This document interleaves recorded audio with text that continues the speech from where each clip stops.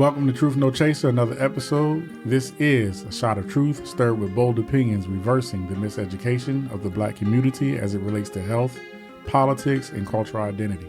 It's just a fellas talk today. We're going to go through the top flaws in men. Top 5 flaws in men. 5. But we're going to do it a little bit differently. We're not going to do this like this male-female bashing, cultural war, back and forth thing. Nope. We're going to be men talking amongst ourselves and giving information to other men through our own life experiences and what we learned and what we know to be true, either through our experiences again or through our God. Yes, sir. Yes, sir. And as he mentioned, it's just the fellas today. We got a special guest here, my man Brandon Watlington, friend of the show. He's been on the show before, promoted his book, Marriage Bubble and all of that. So we felt like he was a great candidate to come on the show and talk to us about this flaws in men. This is, like Jay said, a transparent conversation just amongst us fellas. Things we can work on, improve, so on and so forth. So let's get right to it. Truth. No chaser. So starting off the list, when we did research, we did our own separate researches, and then we have some that we felt we can put on a list ourselves, you know, that are a little more personable. But lack of communication was top the list, basically, when it comes to relationships or around the globe, right? Just not just relationships with your woman, relationships at work, so on and so forth. Just men have a tough time communicating. What does that mean to you? What does that mean to me? Yes. I would say some of it is, we have been preconditioned in a lot of ways. And some of it can come from a sense of pride. Okay. And a little bit, it's, I want to come off as being incapable of knowing or, or being weak.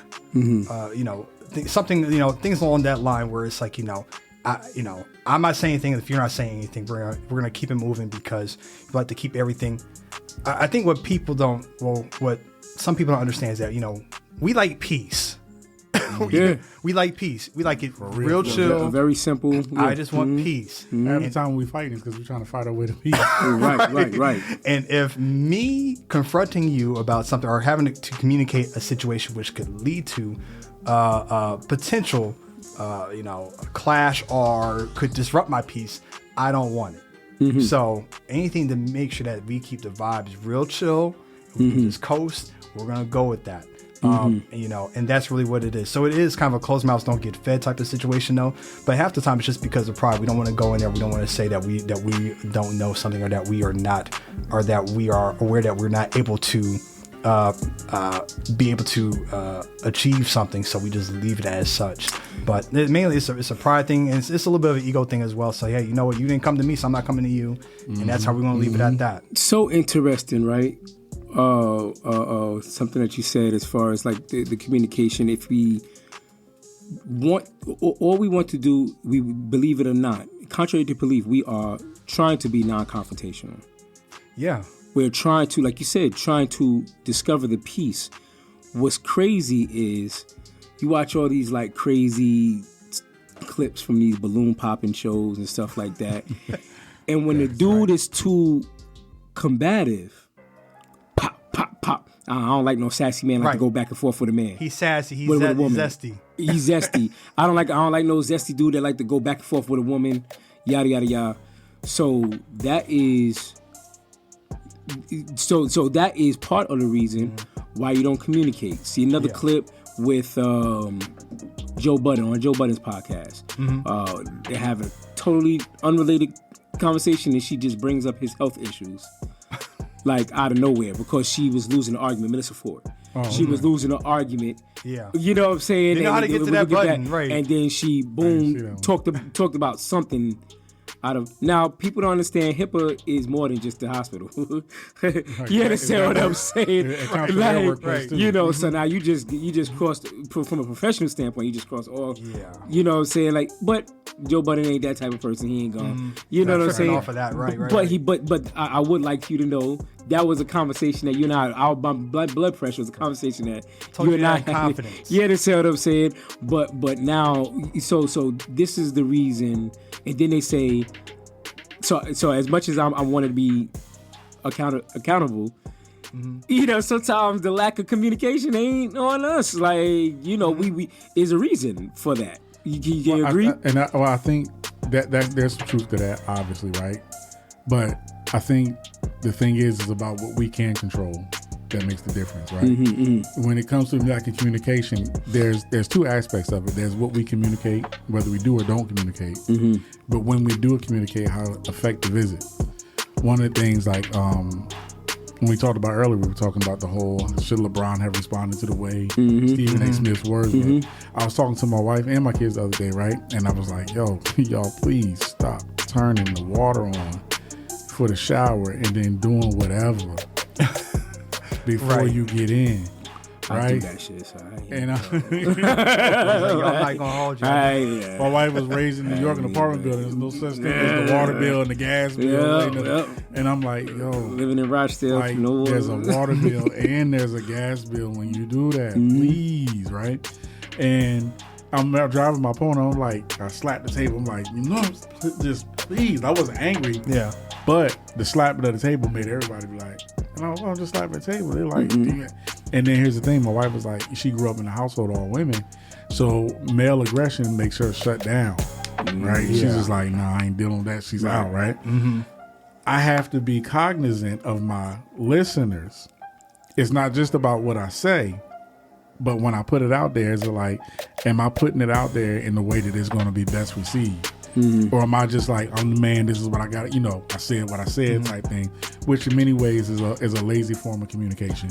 You know what I'm saying? But you know what, though? I think men in general, the communication seems to be the challenge that men have been designated with. Okay. But I think for black men, communication is a bigger challenge, because when we do communicate, it can be deemed aggressive, right? Because you have the big burly black man thing, whatever the case is, or angry black man, or whatever the case is. So I think we subconsciously, or sometimes knowingly, but I think subconsciously we know, if I say this is going to come off bad. Right. So let me just not say what I originally was going to say to hold it. But can that be ineffective communication, or using those words to effectively match what we feel or what we're trying to communicate to what's heard, right? To the best we can. We can't control what somebody receives. Yeah. But we can do a better job of delivering. What if we take away aggression? But yeah, well, that's where. So he talked about the whole popping the balloon, saying that it can't go back and forth with the man who's sassy. I think there's a difference between communicating to argue versus communicating to understand. Okay. Yeah, and that's where you have to understand where your core is at. Right. How am I? What am I trying to get out of this conversation, out of this discourse that we're having? Right. So do I want to have understanding, or am I trying to prove that I'm right and you're completely wrong, you stupid idiot? And communicating to take away, communicating and trying to take away the aggression when you didn't feel like you were being aggressive is kind of like, it's hard. It's hard to do. Okay. It's hard to do. And I'm playing not sort of devil advocate, but I'm just testing what we're saying, right? So what about when there's not an argument at play? When the woman wants to know how we feel about, the woman, she wants to know how we feel about our jobs. How do you feel about the kid going away this weekend? Goes back to what you said. Like, we just want peace. Shit, I was at my job all day. I don't want to talk about it. Right. Yeah, very you understand what I'm saying? So it's kind of weird. Like, we understand that, right? Right. But we live in a world not of our own, right? Yeah. So how do I communicate? So what they're asking, if there's a flaw of ours that we're identifying that the masses keep saying it is, right? Yeah. Then what we're saying is how we feel may not be wrong, and what we're trying to communicate may not be wrong. But maybe instead of saying I was at my job all day, I don't want to talk about it. Leave me alone. Now, maybe the opportunity perhaps could be, I'm really tired. I want to share my day with you. Can we, table it till dinner or something like that, or got you. Catch up on our week during the weekend, so she doesn't feel just shut down. Right. You see what I'm saying? Yeah. I think for that, and that, like I was getting ready to, when you said that, made me think about the trade-off. So the trade-off is give and take. It's on both sides. I understand I need to make sure that I give, and we're just going to say, our spouses, because 90% of the time that we're talking about male communication is with the person that our partner. Yeah, okay? men generally don't have a problem communicating with one another. Right, exactly. But it's mainly with our partner. So I know for me, I have to understand when I go into this house, I have to make sure I communicate this to her. Right. That way I give her what she needs. Right, If I give her what right. she needs, she will give me what I need as well. She's happy, she understands what happened, and then I can go about my day. Now, in my house, it's flipped because, and we had an understanding about this before we even got married. It's like, hey, you know what? When I come in, like if you give me like 15, 30 minutes just to kind of just get settled in, then I'm all yours to tell you about every single thing that you want to know about. That's what it is. That's a great compromise. That's good. And that's really what it is. I have no good. problem with that. Whatever. I just need my 30 minutes to kind of get settled in, adjust it, and you know what? I'm all yours. So fellas, give it a try. That's a nugget. Give it a So try. we're trying to get fellas nuggets here. Right. Trying to leave ladies out of it and what they can do better out of it. So, You know what I'm saying? We're trying to just get a fella some nuggets. So tell your ladies, give me a little minute to decompress, get myself together, gather my thoughts, and then we can reconvene at another time. Yeah, it's a heck of a I day. said what I said. I was kidding. Yeah, right. Let's move on to the next one. The next one, which would be like, so we had landed on lack of empathy. Now, let me set this one off because just given the definition alone of empathy, right? Because people tend to confuse the two. There are similarities between sympathy and empathy, but sympathizing with someone, obviously, it's to feel sorry for that person that they have gone through that. Right. You understand what I'm saying? That Right. But to empathize is to not only feel sorry for the person, but to feel sorry for them because you've also gone through it. Right. So, again, this is supposed to be accountability, and I know I'm kind of going back on my word. Like I had expressed to Jay before, lack of empathy is a tough one because there's things that you, as my woman, are going to experience internally, externally that I won't. The only thing I can do is be comforting. Yeah. You understand what I'm saying? Because I'm never gonna know what menstruation is like physically. I'm never gonna know what pregnancy is like. Bevy of things. That I'm as a man, I'm not gonna be able to experience, and vice versa. Right. So, that's why I stand on lack of empathy. We really just have to. The emphasis really should be more so on the comforting. I just got to make sure I'm there for you in every capacity of what you're going through. I don't know what you're going through. I don't claim to know what you're going through, but I definitely can be that ultimate shoulder. You want to say that one, Brandon? Well, I mean, it's true. I mean, I may not understand it, and I don't have to understand it. I just have to. Good. It's not for us to understand. That's good. It's just for us just to say, you know what? What can I do? Is there something that you need? And that's it. And then just, communication. Say one of those two things, and then be silent. Communication. Because that's how you communicate that, dude. How can I be of assistance? How can I help you? Exactly. And, you're saying those things not just because it sounds nice, because you genuinely mean it. Absolutely. And then, hear what she says. And if she says, you know what, babe, I'm good, take it as I'm good. Or be like, are you sure? And then leave it at that. But other than that, like I said, there may be a few times where she may say, you know what, I might need this, or I might need that. But you know what? Fine, we can do that. Not a problem. We make those adjustments. It's about, whether it's the time of the month or if it's, during pregnancy, those late night cravings, going. Right. I remember going to McDonald's at 2 a.m. just for some French fries or whatever the case is. I was like, this is some bull. Yeah, right. But I understand that. Listen, I'm not the one carrying this child. Okay, right. She is. I think it's shrouded under that word that you started to use when Frank was wrapping up was connect. Right? They're looking for us to connect with it, and that's what she knows we're not gonna feel administration prints. But like one of the things, like they're looking for us they're looking to not feel distant. Totally bad example, but I'm gonna use it anyway. This is bad man communication skills, but y'all will understand.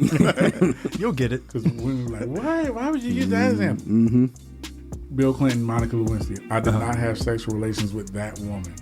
When we have sympathy and we don't connect with our women, it's just like, oh yeah, menstruating is sad. I can recognize that that's a bad thing, man. I would never want to feel that. Like it's happening somewhere else outside to some other woman. What they want to do is acknowledge that it's happening to her. Right. Right? And then be like, okay, although I can't necessarily take that on, okay, what I can do is acknowledge that's how you're feeling. Bible says, rejoice with those who rejoice and mourn with those who are mourning. So in this moment of you being down, I can still be strong, man, but also like, take some time to be like, oh man, yeah, this sucks, you know. Or the French fry run. Yeah, you hungry? I know you want some fries. You want some fries at 2 in the morning? That's crazy. I'm gonna go get them for you. They're looking for like, oh, I know, like they're looking for that connection to how they feel and not to feel alienated. Yeah, you know what I mean, yeah. I mean, you know, you do it with a smile. I mean, look, I'm a genius on the podcast. I suck at it in real life. I mean, you know, listen, you know, we are always striving for perfection. I don't care where you are in your journey.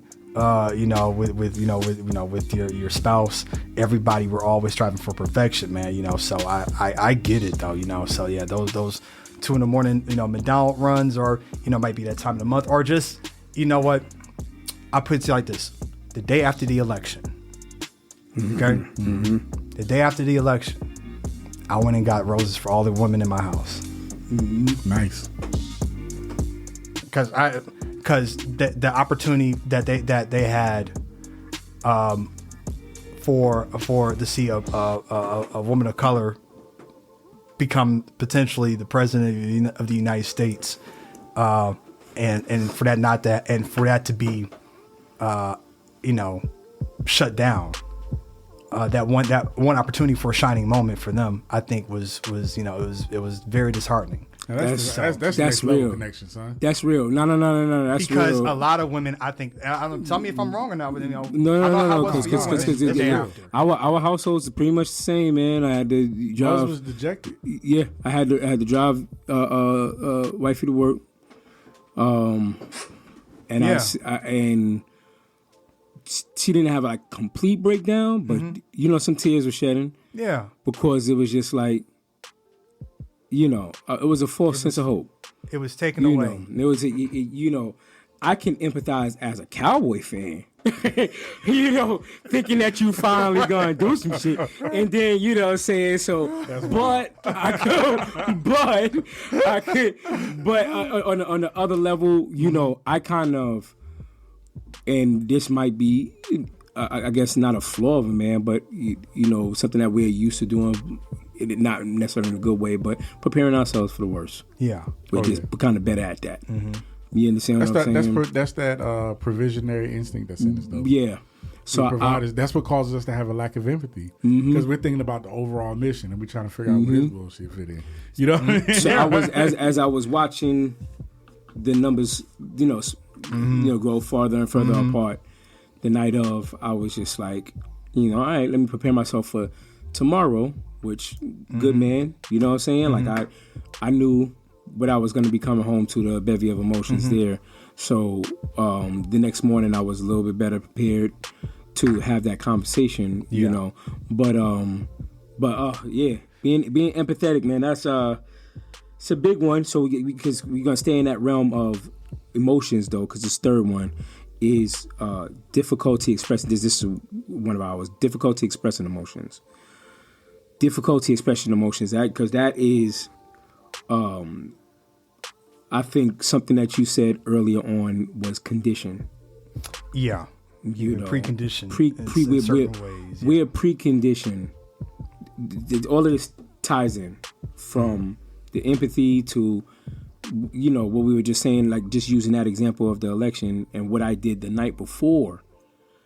We're preconditioned to be able to like safeguard ourselves, you know. Hard for me to do because naturally I'm a sensitive dude. You understand? So not sensitive in the to like no sissy and shit. You know what I'm saying? But you know what I'm saying? But just I'm more emotional than most of my friends. You know, wear it on my sleeve and stuff like that. So, you know, I can sometimes tear up just as much as Tiff. You know what I'm saying? But the thing is, so I really don't struggle in this department, expressing my emotions, I would have to like basically hear from you two with that one, difficulties expressing emotions. This they saying that this is a flaw. Let me ask you this though. where just on a personal level, how far have you gotten with understanding yourself and dealing with yourself as a man, as you? That's crazy, man. As that's you, Frankie, how have you bro. done that? That's a good ass question because I'm still finding out things about myself, which is, I feel, natural. Okay. But late bloomer, so to speak. You know what I'm saying? Okay. You know. But you've gotten somewhere. Definitely I've gotten somewhere where, as far as would you say, figuring out yourself, like yeah, understanding yourself. And how I'm wired. I'm wired like my ancestors, man. I'm wired like my grandfather, my dad. Even though I wasn't raised by him, that's crazy. I'm wired just like my dad, man. We think alike. So I'm steadfast and a czar in certain areas. Not like willing to compromise and bend, but then there are other areas. So like emotionally, that might be a little bit of the only child in me to think that growing up an only child is, that might be a little of not getting your way kind of, so now I'm passionate about, swinging emotion. Yeah. So, I asked that because I think being able to express your emotions, it coincides with, have you worked on dealing with yourself, understanding yourself in order to express your emotions properly? Do I understand my triggers? Do I understand me enough to know how to express it the proper way? Because if I haven't worked on myself the right way, there's no way I'm going to be able to express to you how to deal with myself, And so I think when you are able to do that with your own internal work and own internal understanding, it helps you to become that better communicator. And you understand yourself, the fact that, hey, you know what? I wear my heart on my sleeve. I feel these things. So the fact that you can acknowledge that and take ownership of that helps you to be able to express other things to other people and to your wife. And so that's part of it. So I would say for me, I had to do a lot of work in my 20s. Because, high-headed, very, temper, all that other stuff, whatever case I get from my father. Obviously, he's, amazing father, but yeah, he was a hot-head at times. And I had to work on those things in order to make sure that I was able to communicate properly to people that I would have to encounter in the future, and then obviously to my wife, make sure that I was able to speak to her and to communicate to her in the proper way without me getting to the point where I'm about to blow a fuse. And so that's why I was asking about the self-work that you did on yourself. How far do you think you've gotten into that? Because I think that helps with communicating. Having high communication skills and emotional intelligence, those are the things that help out with that. So emotional intelligence. I think that's if you can understand yourself more, then you can communicate better about what you feel to your spouse. Makes perfect sense. That's big time. Absolutely. That's the nugget right there. But yeah, that really is. I don't know if take it. Yeah. I don't even know if we gotta go Love Like That podcast. Love Like That. Yes. That's a whole lot of that going on that. Yes. A whole lot of what you just heard going on over there with that. That was good, bro. Yeah, that was real good, man. So we are on 4, and this is the almighty stubbornness. I just admitted my flaw to that just a second ago. So I'll leave the floor to y'all with the stubbornness. This is a big flaw in men. You know what, man? The only thing that's helped, the thing that's helped my stubbornness out, although it still exists, being a husband. If you learn how to leverage the gift that God gave you in your wife, that helps with the stubbornness. The wife is literally like a secret weapon for us as men in the world. Speak on that. That we, you'll hear me say this in other shows. When purpose is unknown, abuse is inevitable. That's what I learned from my spiritual. Many of us we haven't connected with our wives. We connect with our wives with empathy, sex, conversation. Women are big communicators, big time communicators. So when she wants to talk, that's our opportunity to connect. That's our opportunity to learn her purpose so that we don't abuse, right? Mm-hmm. What God has given us, not only just abuse her for her purpose, but what He's given us to create, right? And go forth. Because if I'm fighting her, if I'm being stubborn, right? Mm-hmm.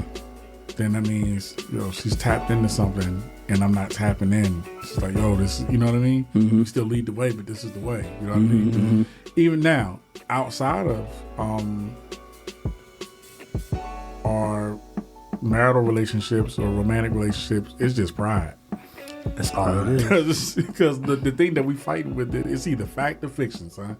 You know what I mean? Right. It's either you're right or wrong, and there's information to support one way or the other. Why you not going with it? Mm-hmm. Or I won't go read the information. Or I won't find out the information because if I find out, I might end up being wrong. That's just pride, right? You know what I'm saying? And we too old. I mean, we know pride comes before the fall, and at this point, we all know what pride is, and we all know we're walking in, and we know we're setting ourselves up for the fall. Yeah. So some people just haven't hit their head enough. For some people, just born with hard heads, and they're just going to keep racking them. You know what I mean? Mm-hmm. And men, right? So stubbornness is awakening us in more in men again because of that provisionary nature instinct. I've got to see what's going on and then go provide. Mm-hmm. You know what I mean? And that's where being a father helps me out too. Being a father has helped me see myself and my relationship with God so much because I get irritated or mad or discipline my son over standards, right? Mm-hmm. And I can see how I still love him through it all. I don't even be wanting to discipline him or punish him. It's like, dog, if you do right, you get whatever you want. Mm-hmm. And that is the exact same way our Father in heaven feels about us, right? Mm-hmm. It's absolutely no different. So then you sit back and you self-examine, right? And it brings a lot of humility. And that helps with stubbornness. Mm-hmm. Right? Because like nothing helps with stubbornness like humility. You know what I'm saying? Right. So being a father helps me learn not to be so stubborn. I'm still stubborn. Don't get me wrong. Mm-hmm. But not nearly as the monster I could have been or used to have been. You know what I mean? Mm-hmm. So those two things, experiences in life, help me out. But outside of being a husband or a father, man, see, the fact or fiction, like you're either right or you're wrong, and the information is usually available for you to find out one way or the other. We usually don't want to find it out because our pride keeps us from wanting to be wrong. Right, you know very true. Right. And see, we done tapped on pride a ton of times, so we gonna go ahead and skip that one because I'm gonna throw a curveball at you, Jay, because we ain't discussed this beforehand. But we're gonna talk about mental health challenges. Now that's a biggie. We were off camera. We were talking a little bit about, we had mentioned a few celebrities and their mental and we can issues. Actually wrote that all in the health challenges period. Right. Just health challenges mentally and physically. Yeah. So that's another flaw that might be, I don't want to say inherited, but learned from my grandfather. My grandfather used the same thing. Okay. Safeguard. Keep up the machismo kind of, macho image. That I got this. I got this. And my grandma like, doctor say something different. And, you know what I'm saying? Like, you know what I'm saying? Right, but my grandfather used to be the type. They go to the hospital.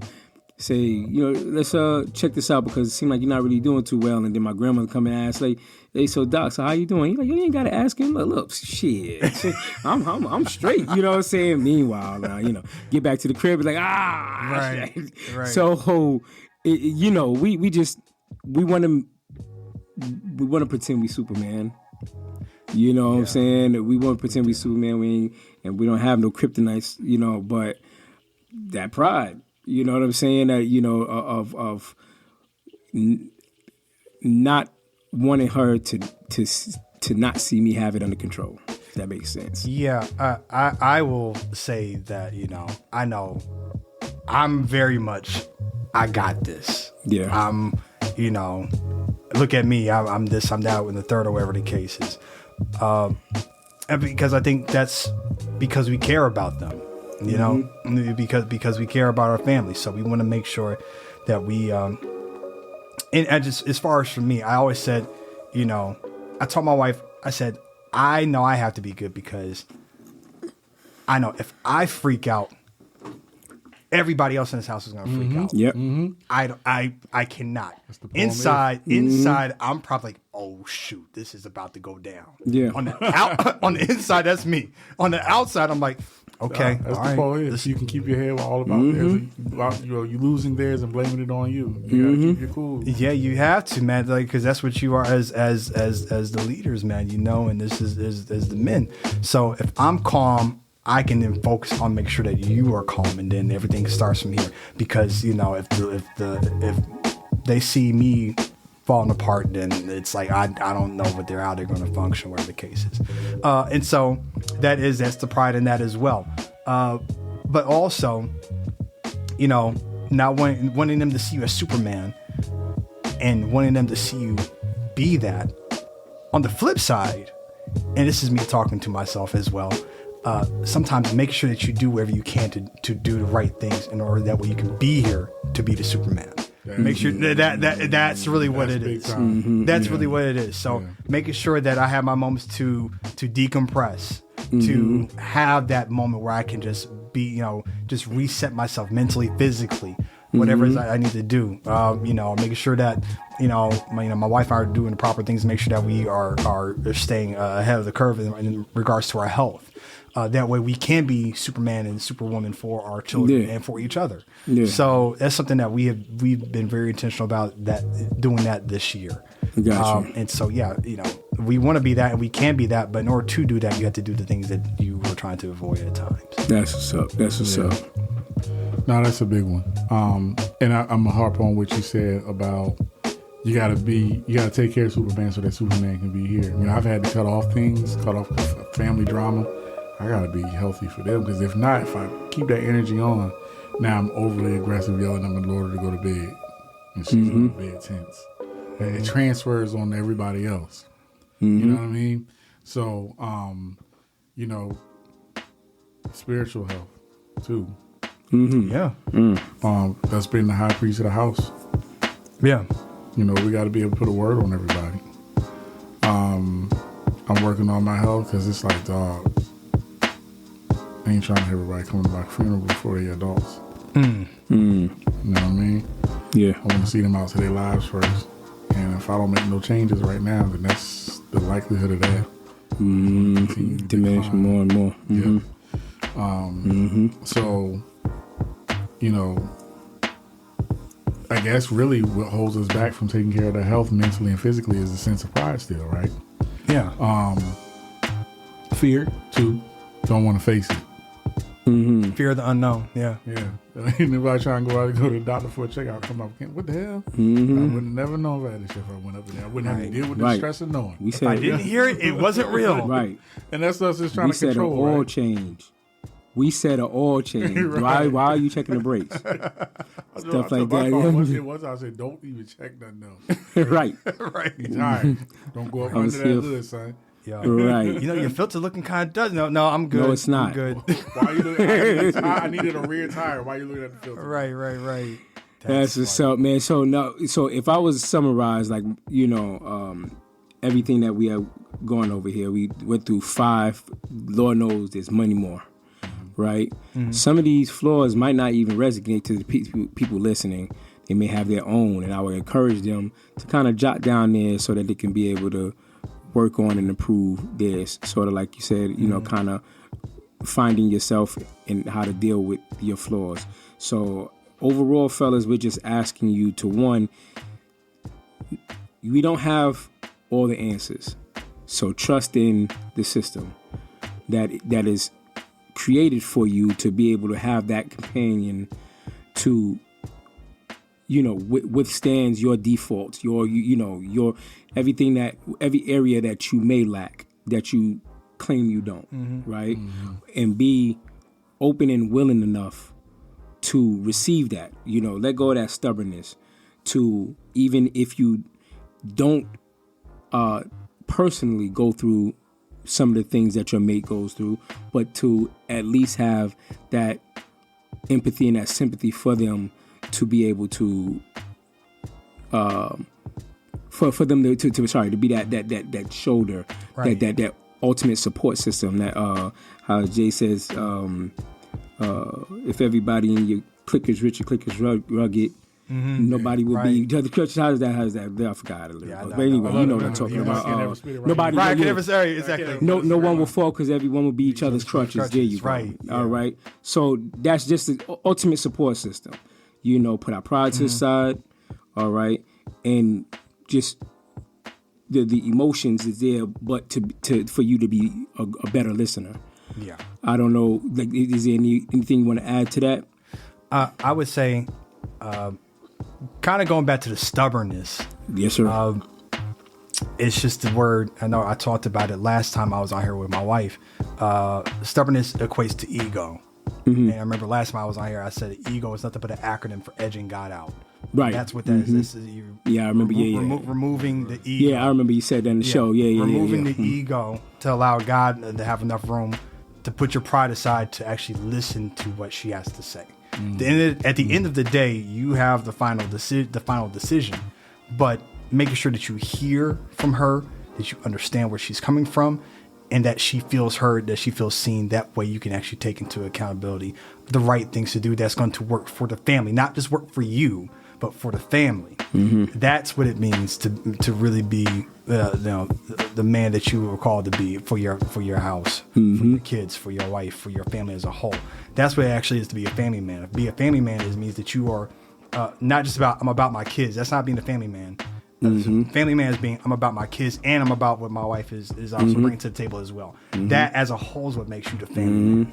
And so when you were able to look and make decisions based off of what is right for the family and not just what's right for me, get that selfishness out, that stubbornness, that ego out the way, that's really where you start to see the change. Absolutely. Bring it home, Jay.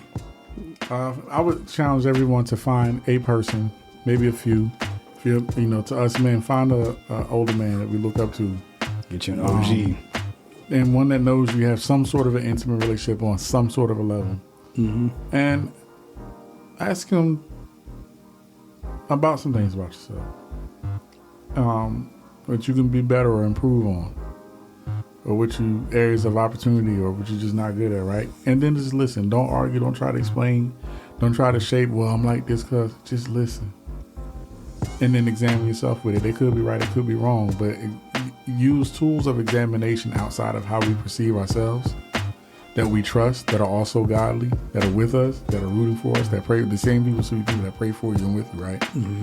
Because they're going to give us an honest. I used to make a little joke, like somebody, like my sister or my mom, somebody, man, you long storyteller. And I would have a little joke. I would be like, that is a vicious rumor drummed up by people who know me best. You know what I'm saying? The idea of these people that know you best, they see you. They see us, right? And just have the humility, put pride aside, and just listen and then examine. The process alone will work a muscle in you. The process of self-examination alone and reflection alone will work a powerful muscle in you that will translate to a better us in every area of life: work, parent, home, everywhere. So that's the challenge, just self-examination. That's what's up, man. That's definitely what's up. So again, just the fellas here kicking it today, man. And as you can see, as organic as we possibly could be. Got some wings here, you know what I'm saying, picked out wings tonight. Wings is on point, though. Yes, absolutely, absolutely, chopping it up. But definitely check us out on all streams, wherever you like to stream your podcast for your listening pleasures, whether it be YouTube or whether it be, come on, Jay. So I got you. So if you are watching this, the video version of this podcast should be on youtube.com. Make sure you hit the button that says subscribe. If you're listening to the audio version of this podcast, make sure that you check out the visual version by going to youtube.com/The Truth No Chaser, and again, subscribe. Now, if you're listening to the audio version of this podcast and we're watching the visual, support the show. Go to the Apple Podcast link, because most of our listeners, over 71% of our listeners, listen to us on the devices that give out blue text messages. Right? If you're listening to your podcast through Apple, you'll find a link, a space in there that says support the show. That's where you'll find our Cash App. Please support the show. Help us find, give us more so that we can give you better material, give you better guests. All right.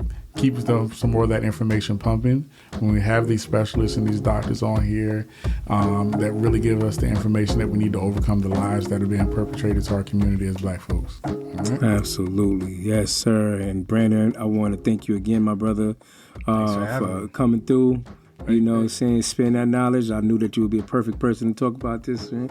I appreciate it. But it's not going to be the last convo. No, not at all. My man. Love to come back, man. Yes, you guys are just excellent people, man. Just good quality people, man, and righteous brothers, man. So it's always love when I get a chance to connect with you guys. So I appreciate it. Thank you. Yes, sir. And like always, keep walking in your truth, Black people. We out. Peace. Peace.